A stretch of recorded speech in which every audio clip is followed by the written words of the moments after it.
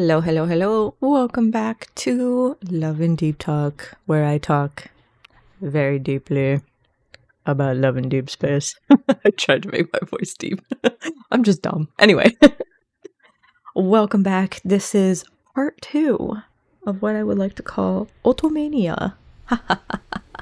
I did not make that up. That is a manga. But I like it, so I'm taking it. Anyway, now, this is your reminder. Maybe I should start this for every episode. This is your reminder to boot up the game, log on, start your dailies, get your weeklies done, hope one of the boys in the claw machine and make him catch you some plushies. If it's Xavier and Raphael, they'll do it for you. But if it's any of the other guys, get fucked. Most of the time, you are going to be playing. Anyway, yeah, so we are back. Hope you had a good 2 weeks and hope you're having a good time zone, whatever time you are in right now as you're listening to this. And, yeah, I'd say do some stuff on your game and maybe get some dishes done. You're going to be here for a bit. As you are with every other episode. Anyway. So I'm going to pick up where I left off from the last time. It is just me again. Boo-boo. But that's okay. I am insane and I talk to myself. So you are in good company. Yeah. So last time kind of talked about like how some of the events are done. A little bit like how to get like different stories, how expensive those fucking stories are in some of these games, and then like the gacha aspect and how like, I mean, if we think our rates are abysmal, whew, man, try some of these other games, you gonna get fucked. So let's move on to other things. So I kind of mentioned like a little bit of some of this stuff, so maybe on some things I won't spend like too much time. But another cool thing like with Love and Deepspace is kind of like the events. What's like similar with other otome games is that they kind of run on like the same kind of time frame, so like that kind of like 2-week time frame. Although Lads does have like some 1-week stuff as well, like the solos, birthday events, etc., which I do hate, only because as someone who does like pay for stuff in the game, it's just like, dang, like give me the 2 weeks because then I can get like 2 paychecks. You know what I mean? But yeah, so I am very thankful though that pretty reliably for a lot of these events they do give us like, you know, some free pools, like for example in Silas's. So for Silas's myth, we got the free 10 pools from the event, like you exchanging it for the low event currency. Not hard to get those. And then we got like an extra 20 pools because of the game like hitting like the like most popular like phone game or something like that charts in like China specifically. And I mean, what's really nice is that they do stuff like that to like celebrate the game a lot, like whenever like they meet like new records, or like I think one of the times it was like based on like how many players they hit or something. Oh wow, sorry for the yawn. So they kind of like give us like resources, or a lot of the times it's like red gems and special ticket wishes and stuff like that, which is really nice. And then, you know, with some of the other events, like with the birthdays, like someone who's like close to the character, like for Xavier, it was like Jeremiah who gave us like wish tickets and stuff, which is hysterical coming from Jeremiah, you know. And if you listen to the Shooting Stars episode, you will understand, well, episodes, then you will understand. I am flabbergasted, but I feel so bad for Jeremiah too. Like, oh my god, I think about it sometimes. But anyway. Yeah, so I will say that I do like that sometimes, like, we do get like resources, like as long as you're playing the event too, you're gonna get everything, you know what I mean? And a lot of the times like you get more than what you need because you end up like using the rest on gold anyway. As long as you like do everything or mostly everything, like you're gonna get literally everything in the shop. So that's nice. Like you don't have to like pick and choose, you can just get everything. Because how much would it suck if it's like, say you like all of the guys, or you like, you know, 3 out of the 5 guys, like a whole lot, and in the shop you could only pick like one of the guys, like little avatar stuff or little like stickers associated with them, or like things like that. That would suck ass. So I'm glad that we can get everything. And then again, kind of like with the Ninja Shadows game, I'm fucking happy that we do not have to pay to enter these events, because that would be fucking bullshit. Like, if you want to talk greedy, that's greedy. That's greedy as shit. Because honestly, like, Love and Deepspace and any Ultimate game, this is not like just a Love and Deepspace thing, make so much goddamn money from these events. They don't need us to pay to play. Like, you know what I mean? In terms of like actually playing the fucking event. God, that I will never get over that. I'm not gonna lie to you. I'll never get over it, because that is just so surprising to me. And I'm like, even though you'll have these like people who like are free to play players and coming in and playing this event, you are still gonna have so many people spending money. Like, honestly, I'm like, you're gonna drive people away who probably would have eventually spent some money or something, you know, just to get that money, like, initially. Like, that's crazy. Because, like, for me, for example, it's like, hell no. Like, I left that game so fast because I was like, no way in hell am I gonna be, like, paying money to just play the event. Especially because, like I said, I was very used to like playing events for free, like going into the event, playing it for free, maybe not getting super far, like in Ikemen Sengoku, like, you are not going to get all of the endings done. You would, if you played as much as like I did, where it was like you do your best, like, you're probably going to miss some, but you do your best to use your stamina like every 4 hours or so, stuff like that. You are not going to get through all of the guys' stories, because they would have like 3 different guys, and that would be 6 endings total, because there's like the normal and then the happy ending. Yeah, so it's not happening. But yeah, so that's crazy. So I am happy that with like Love and Deepspace that these events are free. Honestly, that's kind of like the standard to me, so I feel like they kind of just like went with that. But yeah, games who do the Ninja Shadow thing, stop that. It's bad and dumb. Don't do that. Don't be like Ninja Shadow, whatever the fuck that game is called. So bad I don't even remember. I'm kidding. I also, like, sorry if I'm saying this about any of the Ultimate games that y'all like, because like, you are so entitled to like the games that you like. These are just my opinions. But anyway, so what's another thing that's kind of cool about Love and Deepspace that like other games don't entirely do, is, or like that I haven't really seen from other Ultimate games, are like the mini games specifically. I don't know if a lot of other games have like mini games, because like the ones that I played really didn't. Like, their version of a quote-unquote mini game, or like the way you would get like your points, like, so for us, like maybe how we would get like chocolates, or we would get like red gems, and kind of like how there's like a DPS check on the Deep Space trials. There's kind of like they'll call it like different things, like in Ikemen Sengoku it was like beauty or something. There's like a beauty check, right? And you have to get to like a certain number in order to progress in the main story, or especially in the events. But during events, like in a lot of the Ultimate games I played, it's literally you just reading through the story. So kind of like how in Love and Deepspace we have mini games that we play, then there's like the side story thing, the like chapters 1 through 4 kind of thing.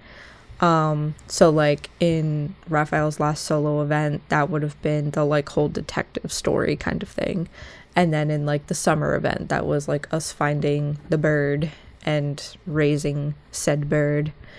Yeah, like that's how it kind of functions in Love and Deepspace, but like in other Ultimate games, it's literally just the story. It would just be like those chapters like 1 through 4, and then you would be doing like those little like quote unquote like princess lessons and stuff to get like the beauty number and then to just keep doing that as much as you can, as much stamina as you have, and then you come back and do it again later. You literally just press a button. Like, there's no like game aspect to it, you know? So it was really like cool and refreshing when playing Love and Deepspace that, you know, these events had a lot more to them. Like in the birthday events, like we're decorating cakes. Like in a lot of ultimate games that, like other mobile ultimate games that I've played, they don't really have anything like that. It's just, again, it's just like a story thing, and you get like different like outfit pieces, and if you rank, that's when you get like a lot of the like really beautiful hair and makeup, and it's animated, and you might get a background. And in Ikemen Sengoku, they also had like clothes for the guys. So like eventually, before it was only just your avatar, and then eventually they updated it to where you could have your guy like standing with you, so you can get clothes for him too, like if you rank. And dude, ranking can be hard. It's way easier in the game now than it was before. I remember in Masamune's birthday event, at the end of it, I ranked 25. Yeah, and remember, he was like the second most popular guy. And man, I have been saving resources like crazy. And I feel like back then they gave us like more resources, or like at least a little bit more liberally they would give us some resources, but not anymore, trust me.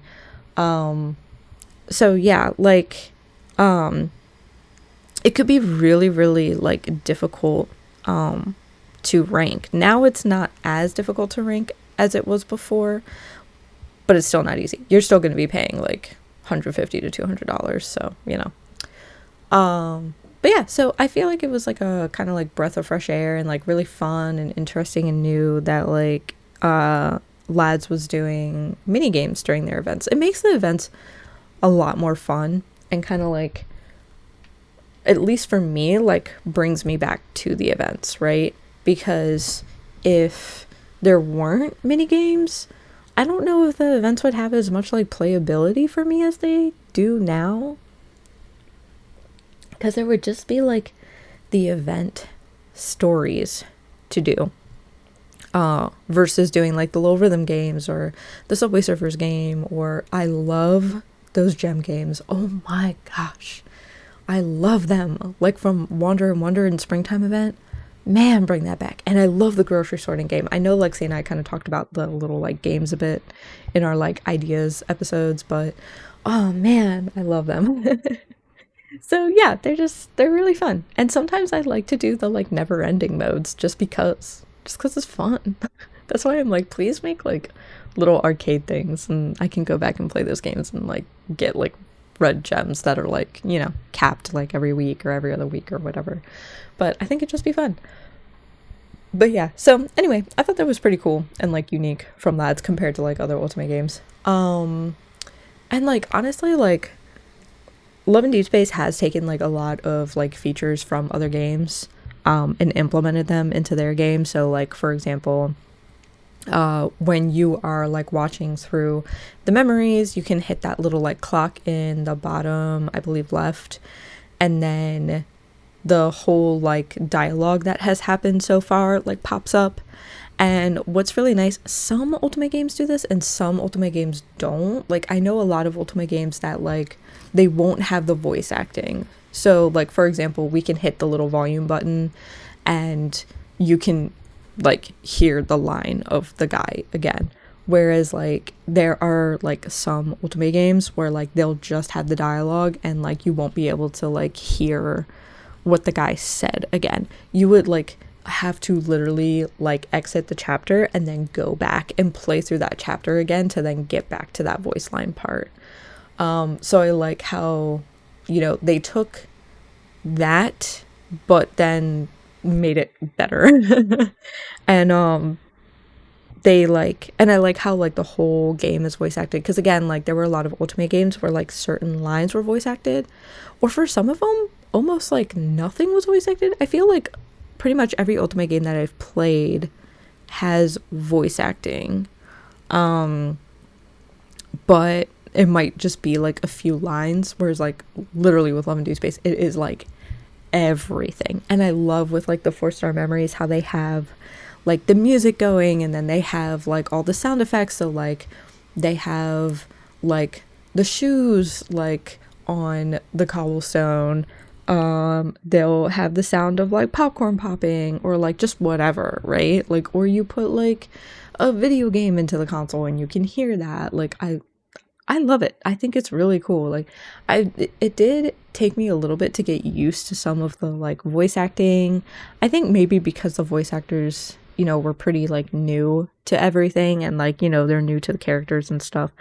But I don't know. I liked all of it. So like kind of like those implementations. Because again, it's like very Ultimate Game-y, but they just kind of like added more to it.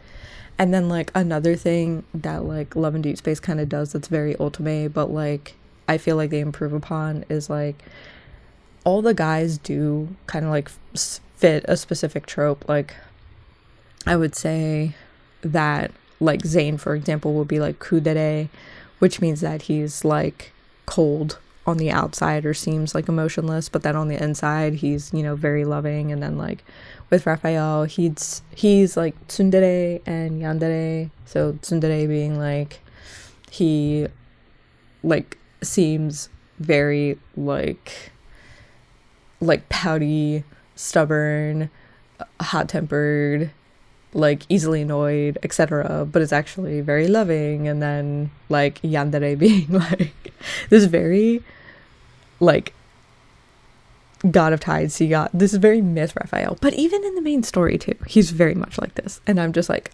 I love me a male yandere, not gonna lie. Mostly because I feel like with a lot of female yandere, maybe I just haven't found the right one, but they're like so focused on the male gaze, and I'm just kind of like, but love me a male yandere. Caleb is also a yandere, but with a yandere, it's very like, they can be very obsessive, but the biggest thing is that like if someone tries to hurt like who they like love or like obsess over, then, you know, they go crazy. Love that shit. Anyway. So but yeah, so I feel like some of the guys, like they do kind of fit like some of these like different archetypes that are pretty common in Ultimate games. Like in Ultimate games, you always have like your like super like overconfident kind of macho-y guy that might be like Nobunaga and Ikemen Sengoku. I can't really say if they have someone like that, because like I would say that like the closest ones to that in Love and Deepspace would be maybe Silas or Caleb, but this kind of, like goes into the other half of like me saying this, is that like Lads also is very good at like kind of like flipping that around. Like they're like, yeah, they can fit like particular like stereotypes, but like there's so much more to these guys, right? Like in certain games, so again, I'll use Ikemen Sengoku since I was already rolling with that. So like Masamune would fit really well into like maybe not like a tsundere like stereotype. He's like a little close to that. He's just like super reckless, really rash, things like that. But like I feel like Ikemen, for some of their guys, do a really good job of being like, oh, there's more to them than that. And then for like a couple of the guys, it's kind of like, oh no, you're still kind of like your stereotype in a way. Like there's a little bit more to you, but I'm not like surprised or like insanely interested by that, right? Like I thought like Masamune's story was like really, really good. Now Nobunaga's was pretty good, but his, I was kind of like, oh yeah, like I'm not like super surprised. Like it's not bad, but I'm not like, whoa, oh my god. But yeah, so like for example, taking I guess like Xavier, right? I forget what the dere is for this. It's like the mysterious one. Oh man, I forget. But he would be like that one, and where initially he appears like really mysterious and you can't figure him out, maybe a little distant, but then, you know, he's actually very like loving and sweet and stuff. But like they kind of in Love and Deepspace to me like add like another layer to it in terms of like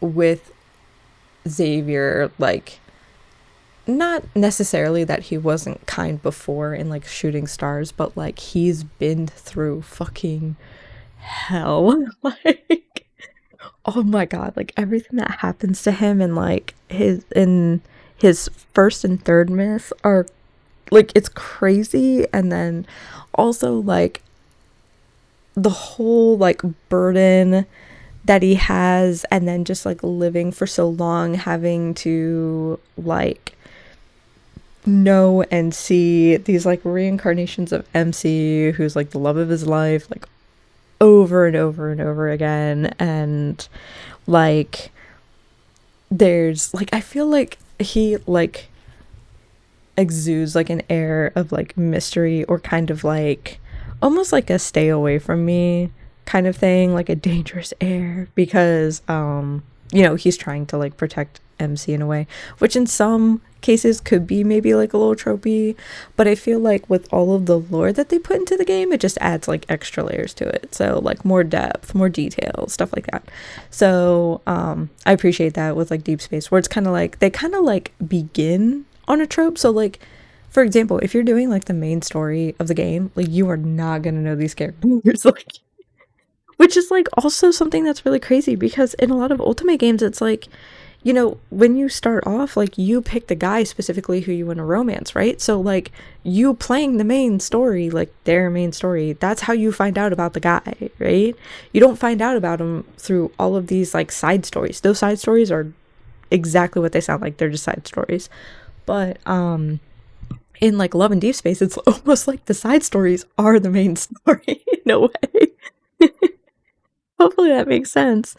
But it's crazy. So I don't know. That's just like, it's so cool and neat and like interesting, because like, you know, there's a lot going on in the main story, right? But there's, that is not even like a quarter of the game, like in my opinion. Like the game is like hidden and like living in all of the like 4 and 5 star memories, and the myths, especially the myths, are like the most important part of the entire game, right? So yeah, like I just find it like so interesting how with typical Ultimate games, it's like, okay, you're playing the main story and there you go, that's it, right? Like this is where you get all your information, have at it. Whereas like in Love and Deepspace, they're like, no, you need to dig for this shit. Like if you want to actually find out about this character, yes, you need to like watch all the 4 stars. You need to watch all the 5 stars. If you really want to know about them, you need to watch their myths, and then it recontextualizes literally everything that you've watched up until that point, right? Because I remember watching stuff like Fireworks Vow, which, oh man, the day that that comes on rerun, it's over. I can't wait. Um, please, Infold, I'm begging. But if you ever hear this, please give us like 50 free wishes. I'm just being a little shitter. But so anyway, I remember, you know, like watching, or like watching, listening, etc., etc.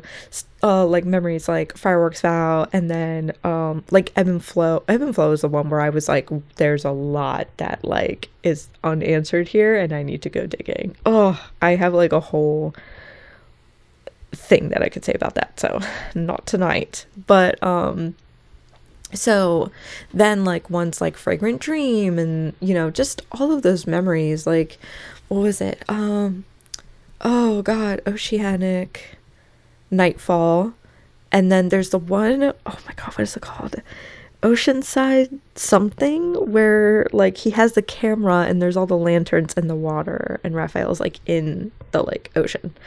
But like once you watch like the myths, it just totally recontextualizes everything.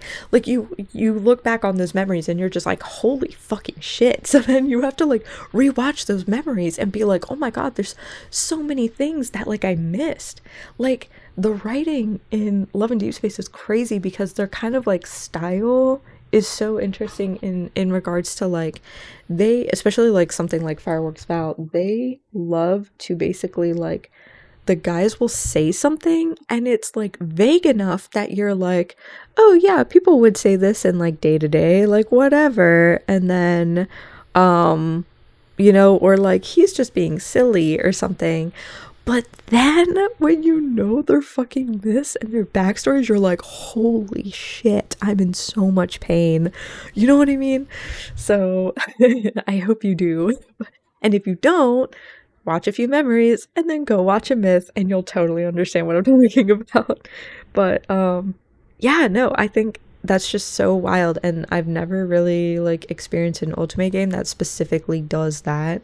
And like, I mean, they would have had to been planning this story for so long. I mean, they would have had to know, they had to be like 7 steps ahead, you know what I mean, in order to kind of like breadcrumb stuff. And then also like they really need to be like in touch with like these different characters enough to be like for Raphael, for example, he does the shit all the fucking time, where like he very much like says something and then kind of like doubles back on it, or like reveals the truth but then is like, haha, no, you're so gullible, I was just kidding. Hi, ebb and flow. And like so many other memories. And then, or he'll say stuff and it's like, oh yeah, like someone, you know, might just say that when they're like exaggerating or whatever, but then it has a double meaning when you like apply the myth and you're just like, holy shit, how could I miss this? But like, of course you missed it, it was right under your fucking nose, you just needed to watch the myth.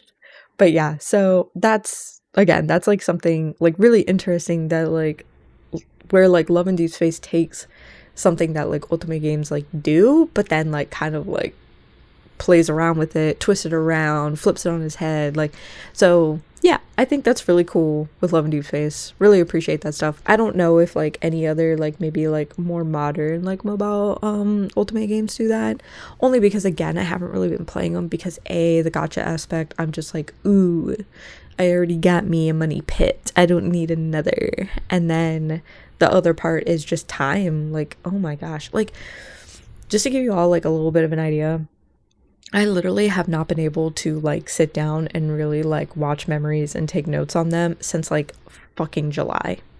It is December right now, so when I am recording this,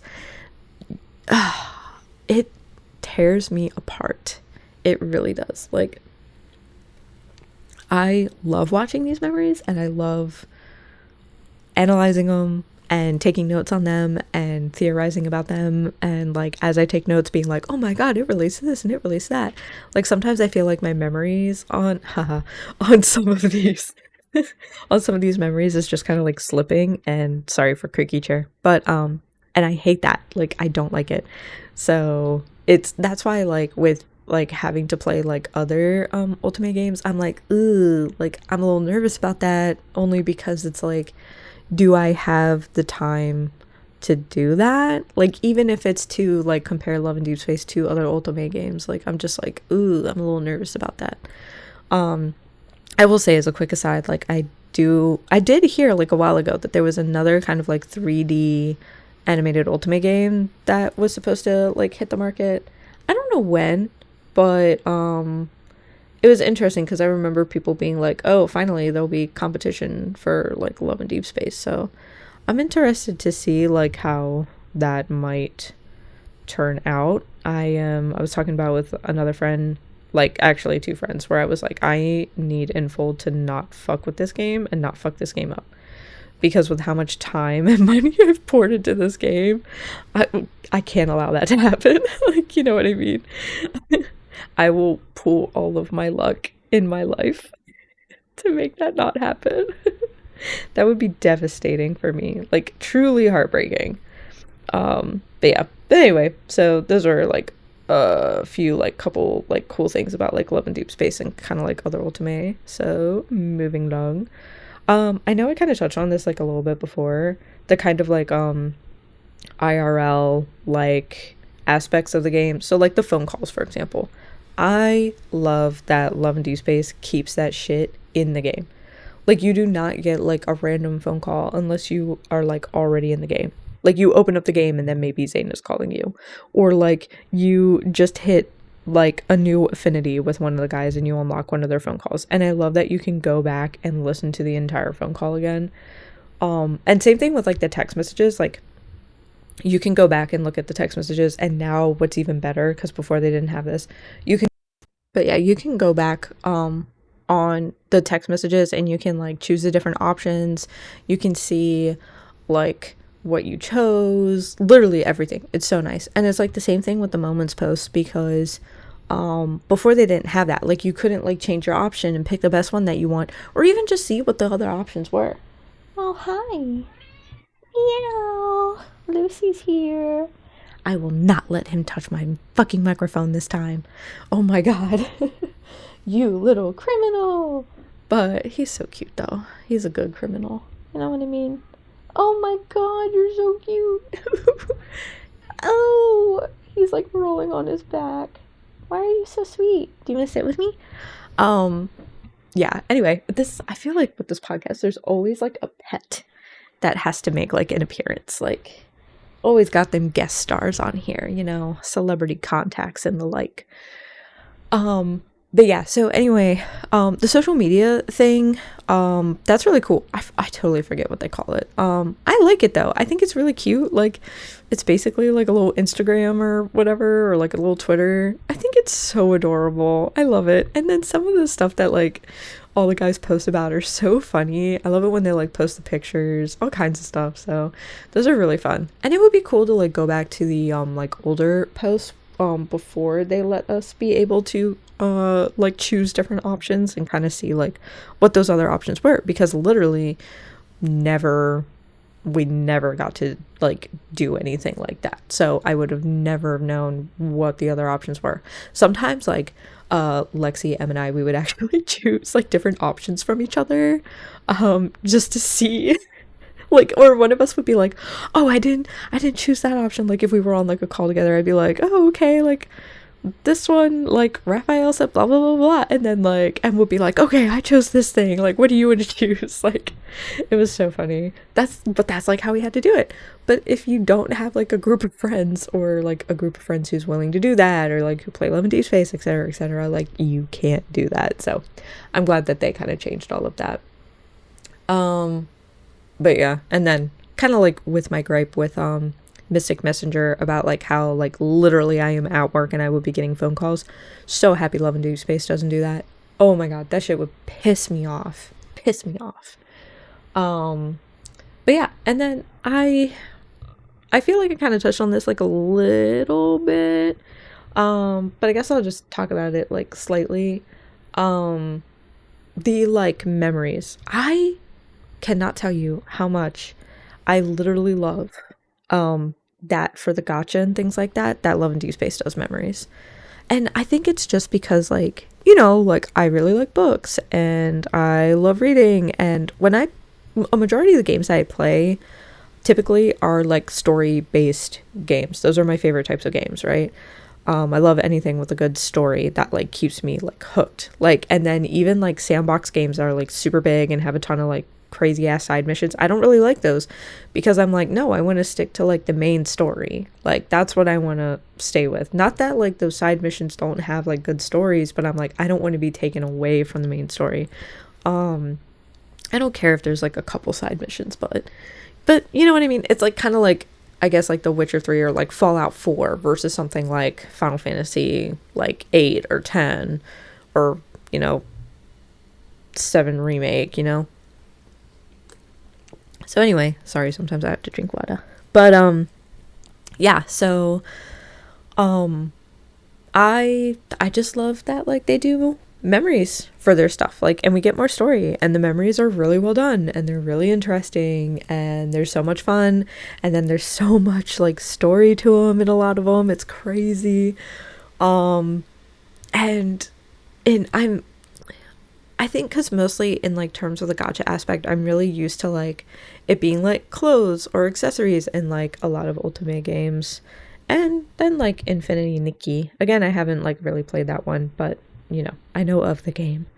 But yeah, usually it's like clothes and accessories and stuff like that. Or like if you do get stories, they're like super short, like 5 minutes long. And then in gachas with as abysmal rates it's like those other games, like Jesus. But then oh, he's scratching his little ear. Oh, you're so cute, I just want to hug you.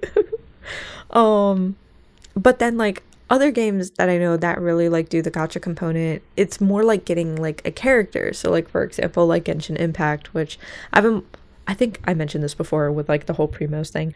I haven't really played that game in like a while, but in that game, when you pull in the gacha, for those who don't know, you would get like a whole ass character, which is cool. Cause then you get to like fight with them, you get their abilities, blah blah blah. The only like slight downside is that like you can pull for new banners but still be stuck in the old areas. Like for me, that happened to me all the time. I still was not in Inuzuma, and I literally started playing the game for Yamiko. So like literally all the characters who I really loved were all from Inuzuma. So it was like Yamiko, Kokomi, Ayato, Toma, and that's about it. And then there were like a couple from like Sumera, I think it's called, that I liked, but Inazuma was like my place. But yeah, I think I got like past Liyue's story. So, and I love Beidou and Ningguang. But yeah, I would kind of get stuck in the issue of like I couldn't farm the resources that I need to like get to much higher levels with like characters like Yamiko. So that kind of sucked. But anyway, so I was used to like getting like characters from gachas or like clothes and outfits. So then for it to be something where it's like, oh no, you actually get like these like stories, and they're like memories that you have like with this guy, and things that you did together or things that you talked about together, or etc etc. I was like, what? That's amazing. You mean to tell me that you're giving me this story, but you're also giving me even more story? Like, so like for someone like me who really plays games for like the story and like gameplay, I would say that like my like out of like many of the aspects of like video game stuff, I would say that like my top 3 are like story, like kind of like play style, like combat, for example, like how does the combat work, and then like I would say that like I do like my graphics to look a particular way. They don't have to look hyper realistic, they just can't look like janky. Like there's been some games recently that are trying to go for like realistic, but they just look bad. Like that, if the gameplay and the story outweigh the graphics, then I'll be fine, but most of the time that does not happen. But yeah, so usually I don't have like a huge problem, but sometimes it'll be in the back of my mind where I'm just like, dang, why do you look like your eyeballs are about to pop out of your head? Ooh. But yeah, anyway, so for someone who like really really loves stories like I do, that signed like me away. But yeah, so no, love the memories.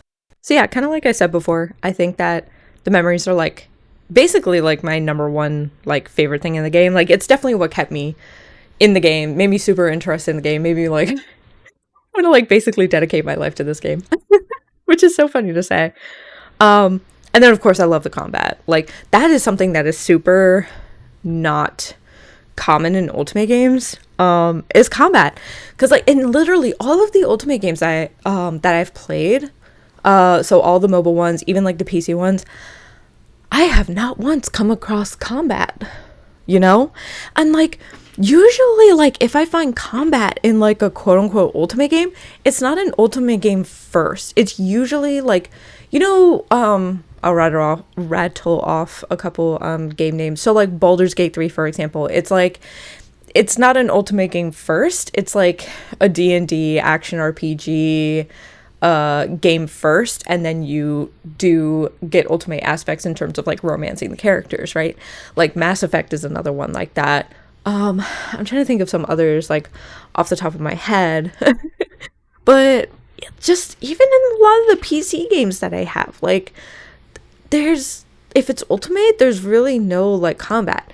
And then I'm sure a lot of people are like, oh, what about Boyfriend Dungeon? And I haven't played that game personally, so I don't know enough about that game. There's another one that's like Date Everything or something. I don't think there's combat in that one. I haven't played that one either.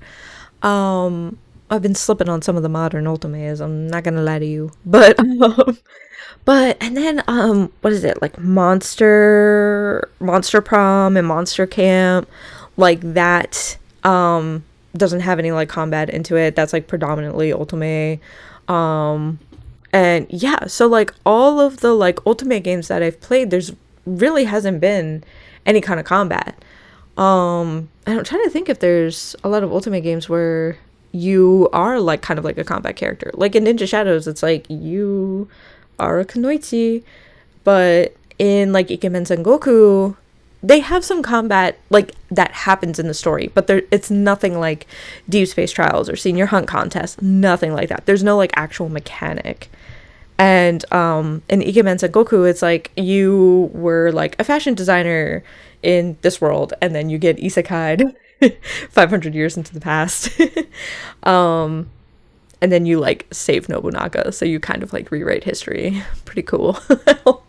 But yeah, like combat happens, and like you're like MC might be involved in some of that combat depending on the story that you choose. However, it's not you taking control of a character and you like building up anything. So like in Love and Deep Space, it's like you get to choose between 4 weapons. Like you get staff guns, light sword or short sword, and claymore, and then you're the one who has to press the buttons, unless you do auto battle, but still, you know what I mean. But yeah, you're the one who has to do all the abilities and press the buttons and do the mechanics and all this and all that. Yeah, that's not really common in Ultimate games. Again, I don't know if ones like Obey Me had that, because I didn't really get to play that game. Boyfriend Dungeon is one that, like, I mean, it is like an action like Ultimate RPG. But again, I haven't played that game, so I can't really like say too much. And I know that their combat style is, I believe, way different from Love and Deep Space's combat style. I love the battle form that Love and Deep Space chose. I'm sure that there's some people who really don't like the fights and like the combat. I love the combat. I love it so much. Oh my goodness. I will tell all of you, I've kind of mentioned this before in other episodes, like if you are having trouble and you do need to like allocate like resources differently or anything like that, like choose one guy and power level him. Like for example, I power leveled Raphael, obviously. So like I power leveled I just call him like Assassin Raphael. So I power level him and then God of Tides Raphael, and I mean that got me through so much of the game. And then by the time that Lemurian Sea God Raphael came out, like I, was doing pretty good. But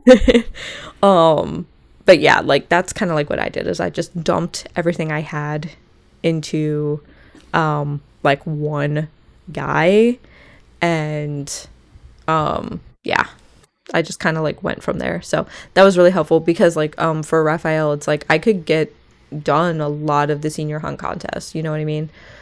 Even just with his 2 companions, even if they didn't match crystals. Like there's frequently times where I'm not matching crystals.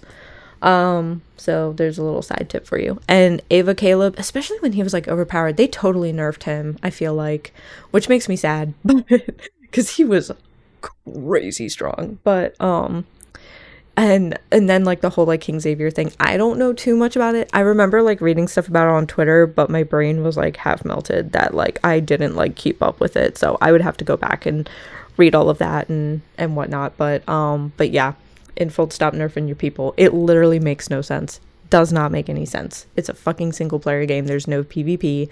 Don't do it. But yeah, anyway, that's my little tip to you, is just power level. I've done it in all kinds of games. Pokemon, I just power level shit, so it did not matter what gym I went to. I would have like, we go into like a fucking fire type gym with like grass Pokemon, and I'd still come out winning. It's crazy. It's amazing what you can do if you just power level. But yeah, so some like cool things with the game that's like very similar to Ultimate games, but I feel like again Lads kind of does it in their own way, is the affinity stuff, and then like avatar stuff. So kind of like how I mentioned, in a lot of Ultimate games, like you do get your avatar, and you still get a lot of like outfits from like events. Like you get in like Ikemen you would get like pieces of outfits and stuff. So in Sengoku you might get like a simple kimono, or you might get the obi, stuff like that. But you know, in lads, like sometimes we'll get like kind of like the whole outfit or whatever. And then typically with new styles we only get that with the miss. Please come out with new hairstyles. We are dying here. It's been almost 2 years. But yeah, so it's really interesting with the avatar stuff because Lats does it like the same way as a lot of Ultimate games. So like you get to customize your avatar, right? Like in pretty much like every Ultimate game, you get to make them kind of like as close to looking as you as possible. And you always start off with like really simple stuff. Like you might start off with like really short, like dark hair or something like that, and it's like straight. But then like as you play the game, you get like, whether it's through events or like however the game does it, you would get like new hairstyles. In Love and Deepspace, that's the photo booth, or you would get like the new hairstyles with like the myths when you get the myth outfits and whatnot for MC. So they kind of follow that, like that's pretty similar. The only thing is that we don't get like new hairstyles, which is a crime. Unless it's like a myth thing. But in like other Ultimate games, you would get them for like events. Like you could get them for ranking, or you would get them sometimes in like the main story. Like you would unlock like different hair and stuff, and they could be really cute, honestly, like no lie.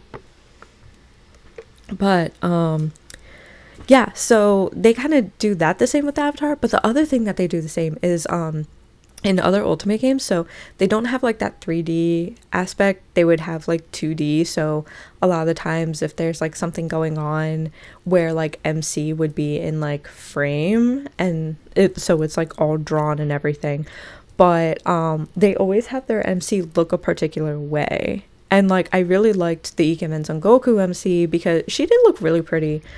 Because typically for like a lot of like Ultimate game MCs, they make them like really like plain looking, which is fine. I know why they do it. They're just trying to give you like something to kind of like project yourself onto. But you know, that MC might not necessarily like look like you know what I mean? Especially if you are me and you are blonde, or dye your hair pink a lot and other crazy colors. I've had like every color. Next one's gray. But so not that you need to know that. But yeah, so they do that kind of the same, because in the main story, if you don't use the hair bug, you don't really look like you unless you just have like straight brown hair. And if you do, that's fine. Good for you. But, you know, for someone like me, that doesn't really apply to me because I have like blonde hair. And then for Lexi has like very curly hair, and like part of it is dark, and a lot of the times part of it is purple. And then for M has like very wavy, like short hair now. And then like part of it is like medium brown, and then part of it will have like some kind of color to it, like typically blue or green, or blonde, really. Little skunk hair. Is what we like to call it. But yeah, so you know, it's like they kind of, lads keeps that aspect in having like an MC and being like, okay, well, this is what you look like in the main story, even though you can change what your avatar looks like in lads that'd be the photo booth, and then in other Ultimate games that would be kind of like your home page, right? Or if you go into your quote unquote like wardrobe or whatever they want to call it, or like your room. Yeah, so I've kind of talked about this in the like ideas episode. Would love for that to change for Love and Deepspace, because it's one of those things where it's just like, the point is that it's supposed to be me as the main character, and the best way for you to do that is to allow us to change the hair. So yeah, like, because they already, and we've already talked about like the skin tones and stuff like that in terms of wanting better lighting and just, you know, just more variety on a lot of stuff, honestly, with customization. But yeah, so you know, it's one of those things where it's like we all don't look the same way, And like all of us don't have like long straight brown hair. Some of us have short curly brown hair. Some of us have different variations of curly. Some of us have light hair. Some of us have like red hair. Some of us have colored hair, like pink, green, etc.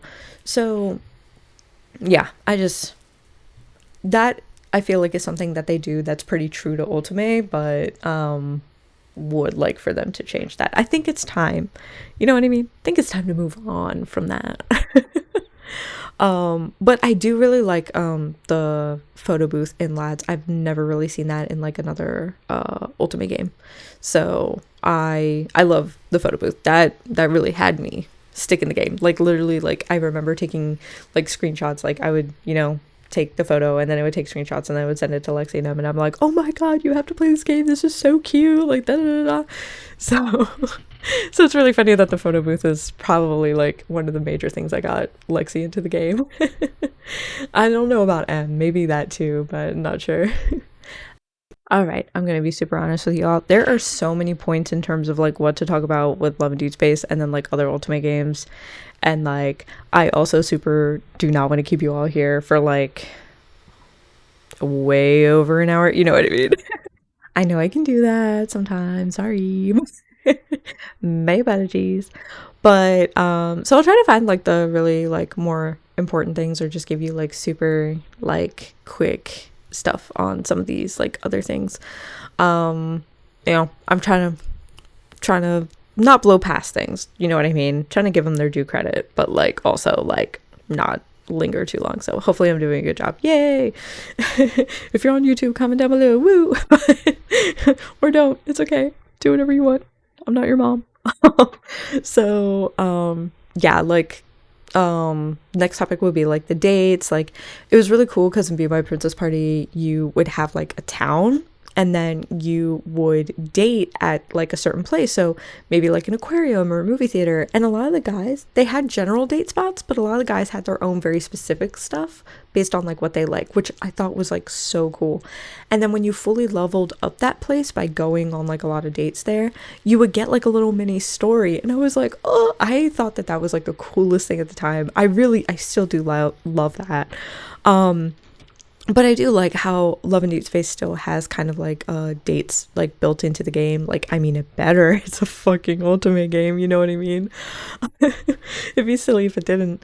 But yeah, I think it's like interesting that kind of like how they do it. Like I loved the whole like kitty cards and the crane game. Like it felt like way more like interactive with the guy. And granted, after like playing the game for almost like 2 years now, like kitty cards has kind of gotten old. Like I kind of just like rush through it like to get my chocolates and stuff. The crane game, like a lot of the times I'll have the guys do it, and I kind of did that before, like if I was at like work or something, or if I was working on, oh no, I was graduated when the game came out, bless, because oh my god, imagine if I was working full-time, going to school full-time, and then playing this game.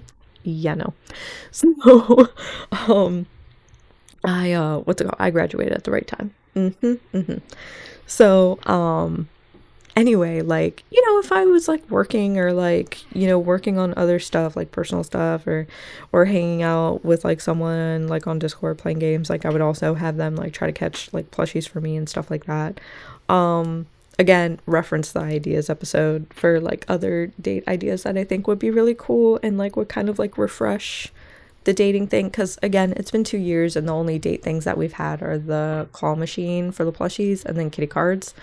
But I do love that like we get like some kind of dating aspect. Like I love that it's a lot more interactive.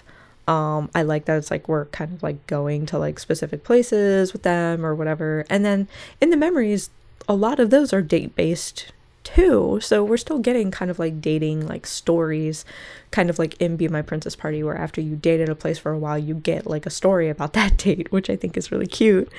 And then like the only other like Ultimate game that's really kind of like focused on dating stuff as more of like a constant mechanic versus like an event thing, I would say, is like Salty Hounds, which is on Steam. It's a good game. I know I mentioned that before, but I do really like it. So that one's on PC. I don't know if it's on consoles though. just because like I played on PC, I have it on PC, so I only really know about that.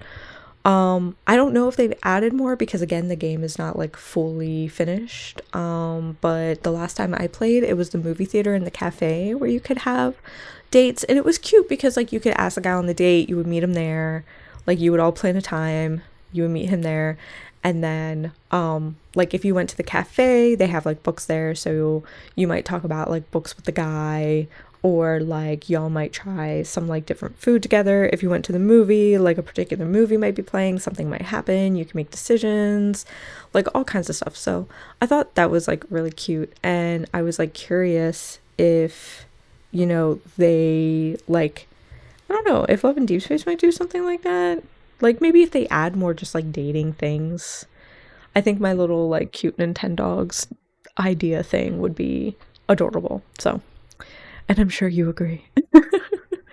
But yeah, so I'm curious if they're gonna add like more like dating stuff, or if they're gonna like kind of do maybe what other Ultimate games do. But I don't know a ton of Ultimate games that have a lot of like date stuff built in as a mechanic, you know what I mean, or like as something super interactive. So that might be something that like more modern Ultimate kind of do, you know. I don't know. Rooms, oh yeah, one of the things that would be like interesting is like so in a lot of Ultimate game you would have like your room, or like in Ikemen Sengoku it's your castle. In Be My Princess Party you didn't have a room, you had your town, which where you would put the dating spots, and you could kind of like decorate your town and choose where to place things. For us, we would have the desk, but I think it would be interesting if it's like we had the whole ass apartment. Do you know what I mean? So like, for example, it's like, you know how like sometimes when like in the memories we're at like quote unquote our apartment, we're at like MC's apartment and the guy's over and blah blah blah, and you know we have like a particular picture of what that apartment looks like. How fun and cool would it be if it's like, oh, we can make like our own apartment and it would use that background, and like it doesn't have to be like super crispy like the picture, it could be slightly blurry, I don't care, but like that would be really cool. And like there's so many like little like phone games where it's like, yeah, you make your own house. I love that shit. I'm sure a lot of you out there play Sims. I know Lexi does. So like I'm sure there's some of you out there who would love that. And it would be cool for like that to be our background. You know what I mean? So that could be like something cool that like Love and Deepspace can kind of like take from other Ultimate games and like implement it in a way that like makes sense for their game. But moving along, I already talked about combat. I love the combat in Lads. There's really no combat in like any other Ultimate game. And again, like I said before, it's like typically a game is like that action RPG base game first and then like Ultimate second. It's never really like Ultimate first and then combat second, like how Love and Deepspace is. So listen, I love it. It's like the best of both worlds for me. So I love it. But yeah, and then next thing, affinity systems. So like Laz does it in a really interesting way. I like the way that they do it, where it's like, you know, the more you interact with the guy, you can like unlock like particular things like poses, which makes so much sense to me. Like it's like, you know, the more you get to know someone, the more comfortable they're going to the photo booth with you and like doing like sillier and sillier or like more intimate poses with you, and then you'll get like these different phone calls and text messages and blah blah blah and moments posts. You know, so I really like their affinity system, because the affinity system that's like kind of typical to Ultimate games, like the ones I've played, is that like based on the choices you make, they either really like what you say, kind of like what you say, or don't like what you say. Or like in Ikemen, they have two different types of good endings. So they have in like season 1, because I forget what they're called in season 2. It's like everlasting and blissful or something. But in season 1, it's dramatic and romantic. And then you also have like an ultimate ending. I forget what that one's called too. It's like a fate ending or something. I don't know. I haven't gotten there yet, but I need to do that. Because I have both the romantic and dramatic. No, I think I still need to get dramatic for season 1. No, No, I do have it. Hello, am I dumb? I just did Masamune season 2 as well. That's what happened there. So I didn't do that like third ending for season 1, so I need to get on that. But so anyway, like in Ikemen Sengoku, so like you would have 3 options. One option would give you +4/+4 for romantic and dramatic. Another option would give you +2/+4 for like romantic and dramatic, and then the other option would give you +4/+2 for romantic and dramatic, right? So like maybe one of your stats is going up higher than the other, or they're both going up at like the same rate. So depending on what you say, you're going to get closer to that dramatic or romantic ending.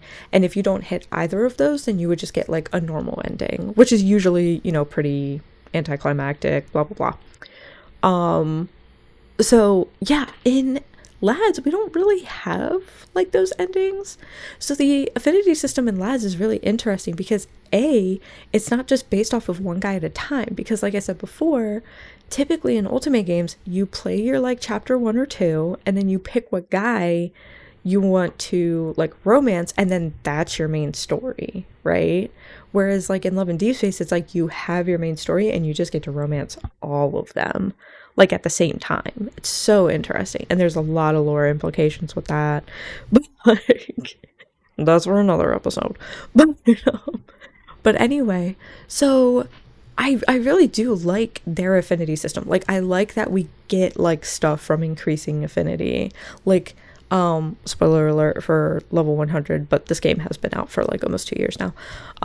You know, at level 100 we get the rings, and then you know, each level we might get moments posts, we might get phone calls, we might get text messages, we might get little, not like avatar for like our like the way we look, but like the profile picture for like the phone and like the phone icon and stuff.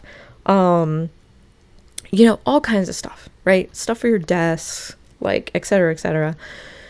So I really do like the way that they do the affinity system, and that it's just kind of like based on the more stuff you do with the guy, like the more time you spend with them and their memories. Like, you know, you first do their memory, then you get you get gems, which is nice, but B, you get like affinity doing that. If you pull their memory, you get affinity with them. If you do a certain number of Deepspace trials in their orbit specifically, not in the 24/7, then you get affinity with them. If you take a lot of photo booth pictures with them, or like your first photo booth picture, like etc etc etc, right?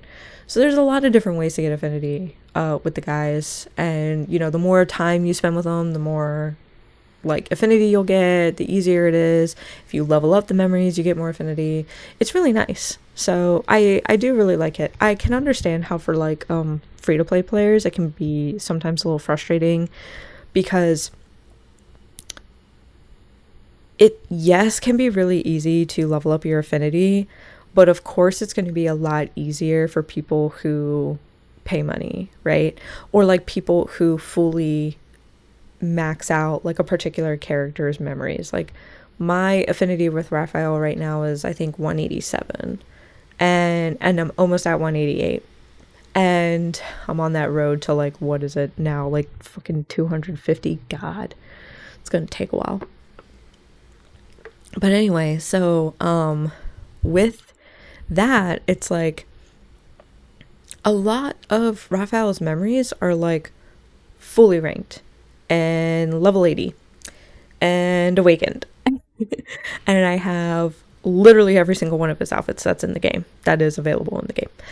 Like, you know what I mean? So in like some aspects, like with some of the outfits, like the chocolate outfits, it's like, yeah, you're not really paying money, but then they have the purple diamond outfits, right? So it can be hard, because if you're fully free to play or you're very low pay, like maybe you just get the Oran pass, you might have to wait a while before you can buy, you know, one of your guys' outfits so that you can get that higher affinity, right? Or maybe like you don't have as many resources, so you can't really be leveling up all of the memories, you know? So I get it. It can be frustrating, but I think it's because I think a lot of stuff in these types of games can be really frustrating in general to free-to-play players because of the rate at which you like would get stuff, right? Because it's not going to be at an as fast rate as someone who even is just a porpoise like me, and now killer whale. But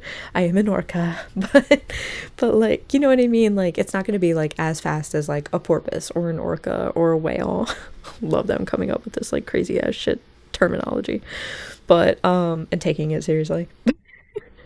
But I think it's one of those things where, like, you know, for free to play players, it's like just because you like your rate at like obtaining certain things, or you not being able to collect all of your favorite guys' memories, doesn't mean that you like him any less than someone who does have everything. You know what I mean? Because everyone's circumstance is different, and it's really difficult with these kinds of games to like really get that like through your head and like accept that and like fully accept it. You know what I mean? But that's my message to you, is don't worry about it, because you will eventually hit level 100 affinity with your man if you haven't already. And if you have, you will hit those higher affinities. And again, just because you don't have every memory doesn't mean you like him any less. So it's okay. Trust me. But anyway, but yeah, so kind of into the affinity system, kind of like I was mentioning before, endings. So like usually in Ultimate games, you might have like a good, bad, and happy ending, or like the good might be like normal, right? So like in Ikemen, that would be like romantic, dramatic, normal, right? In Be My Princess Party, it was like normal and like happy ending. So usually your normal ending might be something like, "I'll come back for you," something akin to that. And then your either good ending or like happy ending would be like, "I love you so much. We're gonna be together forever. I don't care what anyone says. You're made for me." And you're just like, "Yes, I am." Yay. And then your bad ending is like, "How dare you betray me? I'm gonna kill you, or I'm gonna lock you in this cage." Wah! And then you're like, "No!" Like, "How could you do this to me?" But I'm so dramatic. But yeah, so those are typically like the endings. What's interesting in Lats, right, is like I was really thinking about this so hard today at work. Like, let me tell you all. But what's so interesting, so Lats doesn't really have any like clear, like concrete endings, right? Unless which this is the less like, oh, cool, like thing. In Catch 22, what was really neat, which I really loved about Catch 22, is in the memories you do get like a good and bad ending, right? And I believe that they do call them that, or like maybe like the fandom just like references them as that. And so that's very like classical, traditional otome, which was really cool. And I saw that because I was like, "Oh my god, your roots." So they're showing. But yeah, so like in Catch 22, like if you get bitten twice, or no, is it you get bitten twice or you get bitten 3 times? I think it's like if you save twice, you're good. You can get the good ending. But if you're bitten 3 times, so you just let them hack at you, then you get the bad ending. So I won't spoil what any of those endings are. I recently just rewatched Caleb's, like I was enjoying that. I was like I think I was like recording B-roll, and then I kind of happened to get slightly sucked in at the end. But because I was like, dang, I forget what the endings were. But so what's it called? That was really cool because that was very classical otome. Then the other thing, which I think is kind of cooler, I mean, it's like Catch 22 is still cool, but this is kind of cool too, is we don't really get endings unless it's the miss. You know what I mean? It's very interesting. So, and they typically tend to be bad. So here is some spoilers for a couple myths, because so far in terms of myths, I've seen all of Raphael's, all of Xavier's, except I have to do the very last chapter of Lumiere, only because like I was kind of disappointed in that one, so I like stopped watching it. I've done the Foreseer multiple times. A lot of these memories I've watched like multiple times. Like Shooting Stars I've watched like 2 or 3 times. Where Stars Scatter once, Lumiere once, and then still have to finish the very end of it. God of Tides, that one, So Forgotten Seas, like 2 or 3 times. And then Sea of Golden Sand, so that's Assassin Raphael twice, and then Tears of Ramiro once, so that's Sea God, and then I've done Lucid Dream once, so that's Caleb's Colonel one. I haven't done Decoherence, which is his Ava one, and I haven't done any of Silas's yet. Which I know is a sin. I'm sorry. No. But anyway, I'm working on it, I promise. I'm just busy. So, anyway, cover your ears for a little bit. Just a smidge. I hope you don't accidentally get spoiled on anything. So basically, Shooting Stars, bad ending. Lumiere, not sure, because I haven't done that yet. Where Stars Scatter, bad ending. Tears of Ramiro, bad ending. Oh, God of Tides, bad ending. Like, Sea of Golden Sands, decent. I would say as good as it can be. You know what I mean? At least you don't die. And then Lucid Dream, Lucid Dream, fine. I would say like normal ending. I would say Sea of Golden Sands and Lucid Dream like normal ending. Foreseer, bad. And then of course we know that like Sacred Chapter, so like Zayne's new one, bad. And then we know that the Mr. Dracula, I was about to say Bat Silas, bad. So many bad endings. But yeah, so I feel like that's kind of like where we're really only getting our endings, because in the main story we don't get like roots and we don't get endings, you know what I mean? So I think that's really interesting in terms of like diverging from a traditional otome game, but also having some aspects where it kind of lives on. Like the biggest one that's like very otome would be Catch 22, but then in the Mist it's also very much like, nah, we still have this, but like in the main story, like we don't yet. It's very interesting. And there was a lot of stuff with the main story that I thought that they were going to do, because chapter 8, crazy, everything changes. But I'll have to talk about that another time, because I don't think I'll have time for that. But it would be cool to get like Lexi and M on that, because I had so many working theories about chapter 8 when it like released, right? Because we had to wait like a really long time from chapter 8 to chapter 9 when Silas is introduced. So it was kind of funny, because I was like, wow, everything's changing, like something big is going to happen. And I had a different idea, but I was right. Like I was right that something crazy was going to happen, but I was wrong in what it was. Let me see some of the other stuff. So okay, so these ones are pretty interesting. One of them's a little longer than the other, so I'll do the short one first. So kind of like the lore in the game. So the thing with, I kind of mentioned a little bit about this before, is like watching the Myths, and like after seeing like some 4 stars, some 5 stars, maybe some of the affinity memories, etc., watching the Myths totally recontextualizes everything. Like there's so much deep like history. There's a lot of like lore and like folklore, like Lemurian folklore, for example, like in this fucking game. Like this game is crazy. Like when I tell you I did not expect this shit from a phone game, like I'm sorry, I did not expect a goddamn mobile game to A, look as good as this looks, B, to have fucking combat like it does, C, to just have as much like attention to detail in terms of writing as it does.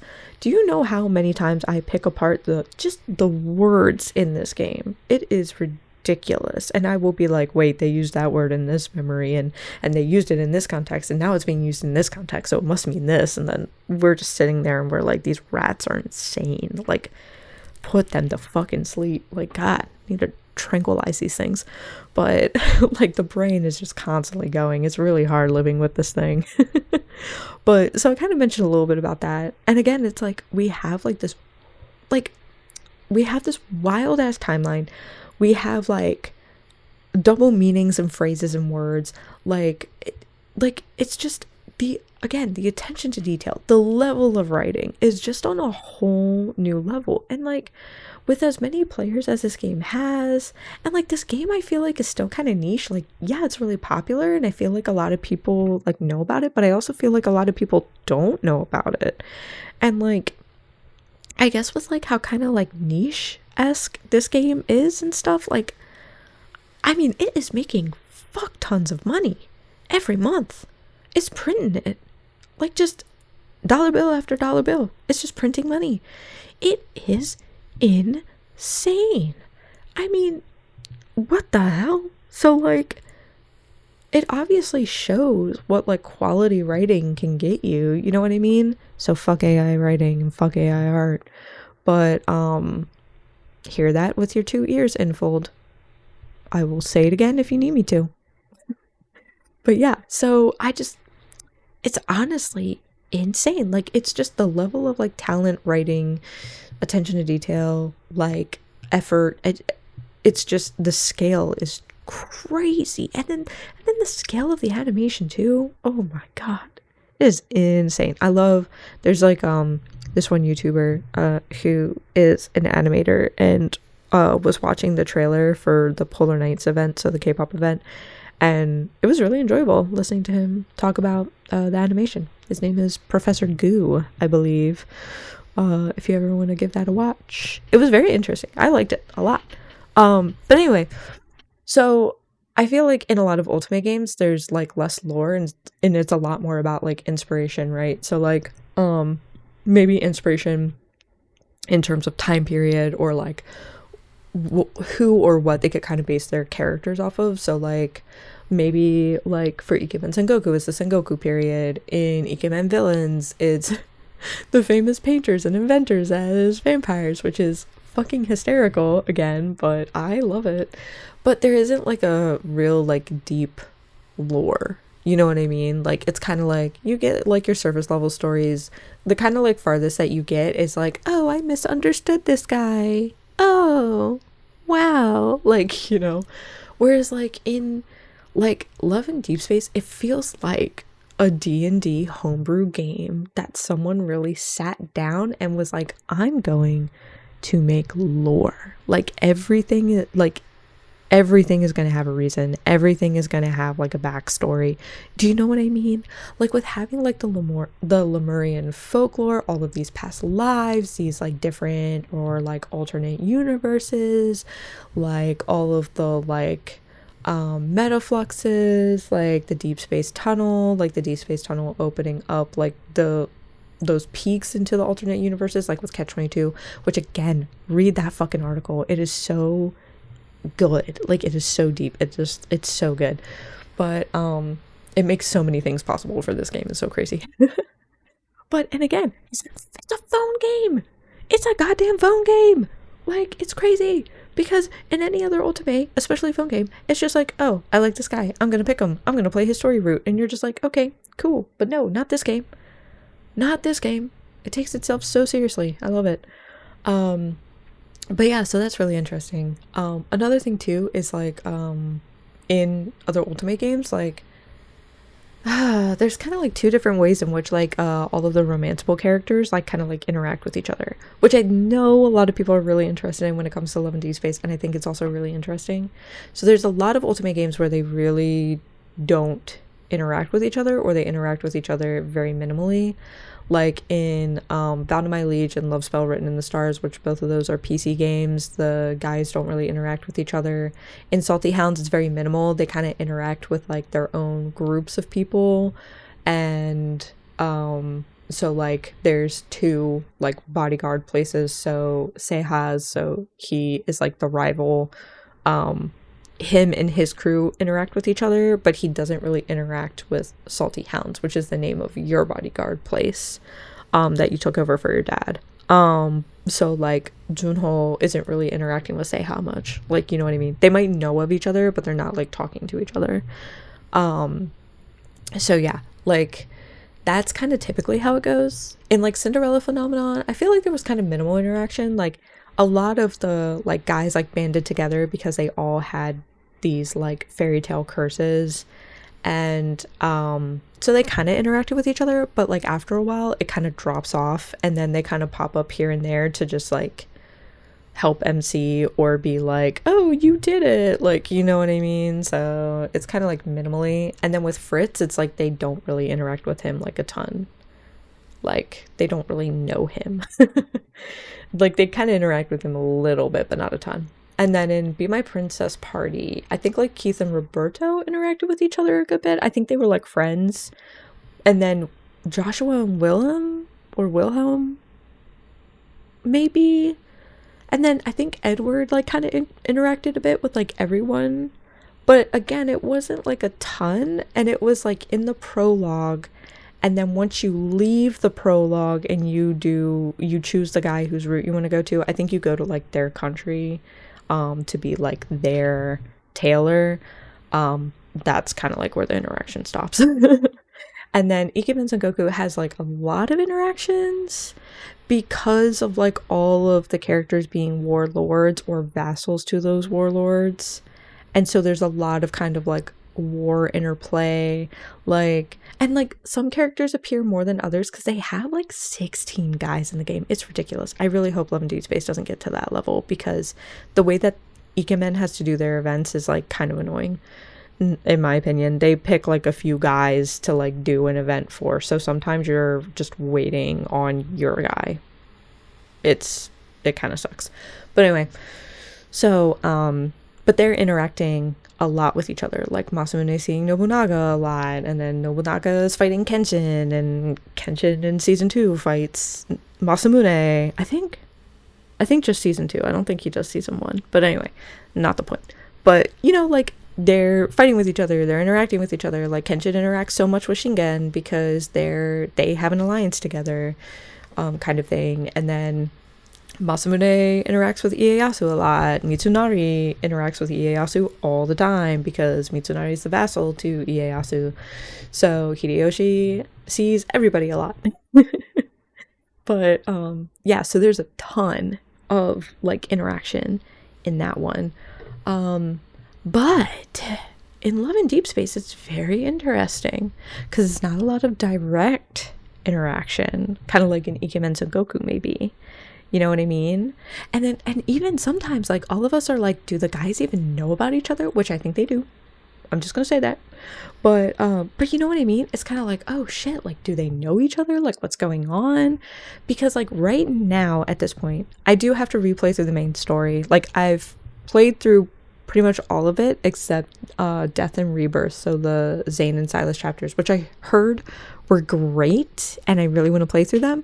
I just also really want to replay through the main story because when I played through it was really early into me playing the game, and because I was playing the main story as soon as I could. Every time I leveled up, I was all on it.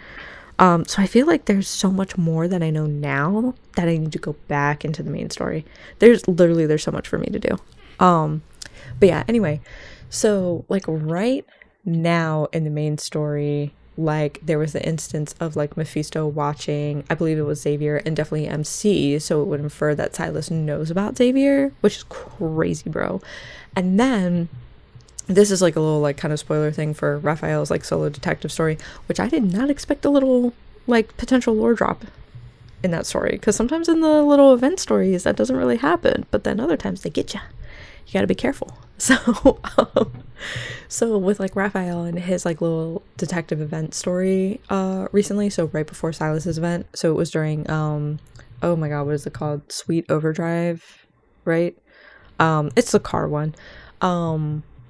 So Raphael alludes that he might know the other guys just because he talks about MC like possibly breaking like their covenant, and then like he's like, oh, I would like burn the covenant to ashes, I would return to my old ways, and like remember like you always belong to me first, or something like that. And I'm like, huh, what the fuck, like, do you know what I mean? And then in terms of like directly knowing each other, or like us getting confirmation about it, I should say, actually, is that Zayne and Caleb know about each other, like because they're childhood friends to MC. Like they have met each other, they know each other, they have been around each other. like in chapter, it was either 3 or 4, pre-Caleb explosion. But sorry, Caleb.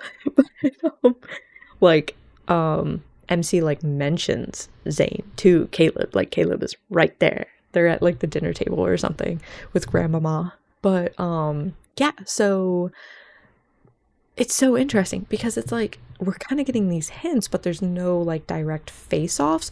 And then like especially with as long as Xavier and like Raphael have been alive, it's like there's no way that they don't know about the other love interest, right? Like, and then what does that mean for all of the past lives for MC? You know what I mean? I have so many theories about that again, different episode. But yeah, so it is so interesting. Like, and oh, man, oh, there's so much to say. Like, especially with like chapter 8, like I'll give like y'all a little taste of this when I was talking about like the roots and the endings, and like how like in traditional otome games like you pick a guy, right? So I was like, okay, what if like chapter 1 through 8 is like the prologue, right? And then because of just like the tone of the end of chapter 8, what was going on, that crazy ass cutscene shit, all of it, I was like, and then we got the whole like event where it was the 3 guys. So this was pre-Silas, where it was the 3 guys, and we got like Floral Promise in 21 days, and then Zayne's version, I always forget what it's called, I feel so bad, but where he's like kissing us in the middle of a snowstorm. So oh man, those were crazy, the like first like really big like kiss memories. Our brains were going wild. Oh my god, I remember getting my hair done and I was pulling for Floral Promise and I was like, go go go go. But it was so funny. So anyway, I literally thought that that was going to be like the turning point where it was like, that's where we have to choose, you know, like that's where we choose our like route, or that's where we choose like what guy like is for us, right? Like this is where it would be like, okay, like you choose Xavier, you choose Zayne, you choose Raphael, and you go on their story kind of thing. So crazy. I mean, I was wrong, but I was correct, and that shit was changing. And that shit was silent. But yeah, it was so interesting. And then in some ways it did really force us to like make a choice, because our choice was like, okay, are we going to stay with like the guy who we've been sticking with? So say it was like Zayne or something like that, because I know a lot of the Zayne girlies got attacked by Silas, and I am sorry about that. It's not my fault, but I will still apologize on behalf of Infold. So like say like you were like a Zayne girly, or like our Zayne girly, and then that event comes out and he's confessing his love to you, and you're like, oh my god, what's going on? And then Silas comes out.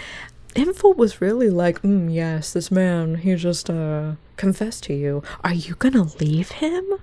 Are you gonna do that to him? Are you gonna break his heart that he just gave to you? Like, I was like, damn, these people are evil. But yeah, anyway, so that's that. Moving on. So it's really interesting too, because the way in which the guys were like introduced to us is, I guess, kind of goes with like the last kind of point that I was making in terms of like how the guys interact, blah blah blah, like if they know about each other, etc etc. Yeah, they weren't introduced to us in like a traditional like ultimate game fashion, because usually in like that chapter 1 and 2, the guys are coming after you one after the other. Like you are running into them, you trip and they grab you and they're like, oh my god, are you okay? Oh, my name is Prince Joshua. Or really, Joshua would actually be like, watch where the fuck you're going. It would be Edward who's like, oh my god, are you okay? And you know what I mean?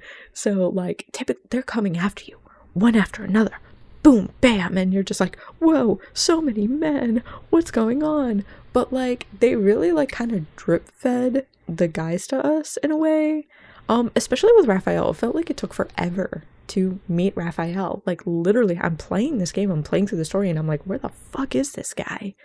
Can I meet him yet? My god, like I literally already had like 4 and 5-star memories for him, and I just hadn't watched him yet because I wanted to meet him in the main story. Because again, I assumed that the main story would be where we're getting like a lot of our stuff, but in reality it's the memories. But yeah, so I was literally just like, where is this guy? Hello? So it felt like it just took forever to like meet some of them. Which is just crazy to think about. But yeah, they kind of like drip fed them to us, which I do. I'm not saying I don't like the way that they did it. I really do. I'm just saying that it's different from like a traditional Ultimate game where like they are just rapid firing these men after you. They're like, and there's this one, and there's that one, and there's this one. And you're just like, I don't remember their names. It's like, don't worry about it. But yeah, so I thought that was like really interesting too. And then again, it's like after that kind of like prologue or like chapter 1, you would pick what guy you like want to like stick with. You know what I mean? So I thought that was really interesting. Yeah. And then some kind of like, I guess, like small stuff is like typically in Ultimate games you would get like pictures and stuff. So like maybe during the event there'd be like, they had some really good event pictures, I am just telling you. And Be My Princess Party, damn. And sometimes in Ikemen Sengoku you could get a picture. They did something new with that, and it was like before I really like hopped back into the game, so I don't fully understand it. But they do have like more pictures that you can get, I think, like through the events and stuff, and you can use them for like a different type of event, blah blah blah, not important. But anyway, I thought it was like really interesting where, you know, Lads does this, but they give us so much more, because like the way that they do the pictures is the memories, like is the 4 stars, you know what I mean? Like they have those like still images, and what's nice is that you can press like that one button and you can have like the landscape, or you can have like the like vertical view, and you know, they're really like high quality. Like you can save them to your phone, so you can use them as your wallpaper if you want to, stuff like that. But yeah, other Ultimate games do that too. They just have like the drawn ones, and they're just part of the main story, or they're part of like the event or something, and you can try to get them that way. Lads has it. They're way more easier to obtain, and we get way more of them, so I'm loving it. You know what I mean? Because again, like the way that we can get stories and like memories and stuff is way more obtainable than other Ultimate games. Like I swear to God, like I wish that you all could have gone through what I went through, so that you could be like, damn, this is crazy. Like, you know what I mean? Because I mean, it is very interesting in terms of how differently from other Ultimate games, and honestly is, and I know some of you might be like, what the fuck are you talking about? You're insane. But no, I'm not. So like, but the thing is that like, in my perception and like in my experience, like they really are, because of like, again, like the promise, and like now for $15 we can get like both of the memories, and then so you're getting 2 pictures at one time, and you're getting 2 stories at one time, and all of this stuff, right? Yes, that part costs money, but then you could get the 10 days with you that they sometimes come out with. You can get those free memories, like the little Pocky memory with Xavier, and so that'd be Sparkling Traces for Raphael. That would be, oh my god, something. Is it Engraved Affection? Is that what it's called for Zayne? It's pink, like pink crystal. So you would get that, and then oh my god, for Silas, fuck, Magnum Opus. Is that what it's called? It's the face mask one. And then Caleb has the one where he's like sitting on the bench. I still have to watch that one, but so yeah, like, you know, we can get them in like way more obtainable ways, because in like other games it's like, yeah, you're getting that from the main story, and then if you want, I swear to god, oh my god, I remember doing this one event in Ikemen Sengoku, and I was like, ooh, Masamune's in this picture, I really want it. I had to rank like within the top like 50 or something.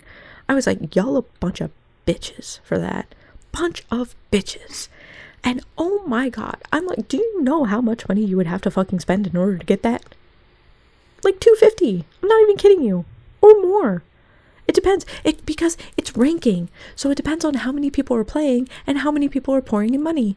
Because for example, if you have a ton of people who are pouring in like, I don't know, say like $400, you gotta hope that there is person number like 50 is just pouring in like 200, so that you can get it over with the 250. Like, what the fuck? That's crazy. So like, it's super highly dependent when it comes to ranking. It blows my mind. It blows my mind. I wonder if it blows your mind as much as it blows my mind, because it really does. Anyway. Moving on. So I kind of talked a little bit about the way that stamina works, so I'm just gonna skip that one because again, this is kind of like off a list. But the last like really like main point that I have is, and I'm gonna try to make this so quick. I see the time. I see it ticking away. Is thank you for being here. Love you. But it's like the type of MCs. I kind of mentioned this a little bit before, but in a lot of otome games, man, it was a little difficult because honestly, it was really, really hard to find a good MC. There were a lot of games, like in my opinion, like Hakuoki, for example, and even like kind of Code Realize. And Code Realize, I kind of had more of a reason for it, where it was like, she lost her memory, but like, just no personality in these characters. They were like wet blankets. Like the story happened to them versus them influencing the story. Like plot would happen to them, they would do nothing, and then the guy would have to save them like all the time. So for me personally, I don't really like MCs like that. So I definitely enjoy way more of like when I started playing Ikemen Sengoku, it was like a breath of fresh air, because that MC is definitely like more hard-headed, more active in like her own role and her own like life and decisions. Like she makes her own decisions. So I really liked her. And then in Be My Princess Party, pretty like, it was okay, like pretty standard. Like it was still kind of like makes your own decisions, but in Ikemen Sengoku, I feel like there's a lot of like more high stakes stuff happening versus like Be My Princess Party, right? And I feel like the Be My Princess Party one, she was still pretty relatable. Like I didn't really find too much of an issue with her at all, so I was okay with her. It was really like Hakuoki where I was like, sorry, I can't do this. But in terms of Love and Deepspace, it's very interesting. And maybe like one day Lexi and I can like talk about this for like a podcast episode or something, because we all have thoughts on this. This MC is very interesting because she's very different between all of the different love interests. So like I feel like there's some like core qualities, like her being like really obsessed with like being a hunter and like her own personal mission and stuff like that, and I do like that about her. Like, and I'm totally okay with like an MC with flaws, you know what I mean? That is way better than an MC with no flaws, because then it's bad writing. But so I am totally fine with her like having like flaws, like for example being like fully obsessed about, you know, her own like personal goals and like things like that. I do like how she takes a lot more agency in her own life and figuring out her own things and blah blah blah blah blah, making her own decisions. But when it comes to like memories and especially myths, it definitely feels like we get different MCs. Like I feel like there's some kind of things that are maybe a little similar, but I feel like she acts a little differently depending on like which guy she's with, which is really interesting. And Lucid Dream, holy shit, does that really come out? That shit was crazy.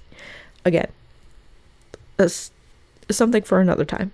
But anyway, like for example, I feel like Lexi, M, and I talk frequently about how the MC in like Xavier's like Miss, and maybe not so much the 5-star memories, I would say definitely Miss, but so I'll just keep it to that. Like we're like, do we like this MC, or like do we really like what she said here, or like ooh, or like, you know what I mean? We're just kind of like, wow, like damn, she really said that, like, or just stuff like that. It's really hard to explain. Like it would be a lot easier to like have like Lexi and M here so we could all like talk about it. But then like with Raphael, I feel like I really like Raphael's MC because there's certain things where I'm like, yeah, it makes sense that she would say this because of this, or like, oh, I feel like I would say this because of that, or like there's been times where I'm like, oh man, I definitely wouldn't say this, but I totally understand why she said this, like in ebb and flow, like that happened. I know I keep bringing that one up a lot, it's been on the brain recently, but that memory rewrote me as a person. So don't worry, I'll do an episode, don't worry, it'll make sense later, I promise. But anyway, yeah, so stuff like that. So yeah, it's very interesting. But I think in general, like, she is definitely a lot more like active versus reactive. And I do like that in general. So like in a lot of otome games, I feel like there's been like a shift, especially ever since like Ikemen Sengoku, which again, that was around like 2016, 2017 when I started playing. I forget when it actually came out though. Like I feel like there's been a shift towards like a more active MCs, which I really love. I think there's still like some inactive MCs sometimes, but I think a lot of like game developers and like the writers for maybe like MCs specifically, MCs in like multiple Ultimate games are trying to make more active MCs, even if that might not entirely align with the person who's playing. You know what I mean? And I think that's okay. Like, I think when it does align, like it really does hit. And even if it doesn't align, I think it's still okay because it's all in kind of like context and service of the story. You know what I mean? I think like it can be difficult if it's like really off base for like a particular person, but I think it would be just too hard to try to please everyone. You know what I mean? And I don't know. I have like a lot of thoughts on like MC in general in terms of like, you know, how do we interpret her? What lessons do we learn from her? Especially as like femmes or women ourselves, or even like the men who play this game. You know what I mean? So yeah. Anyway, that was pretty much it.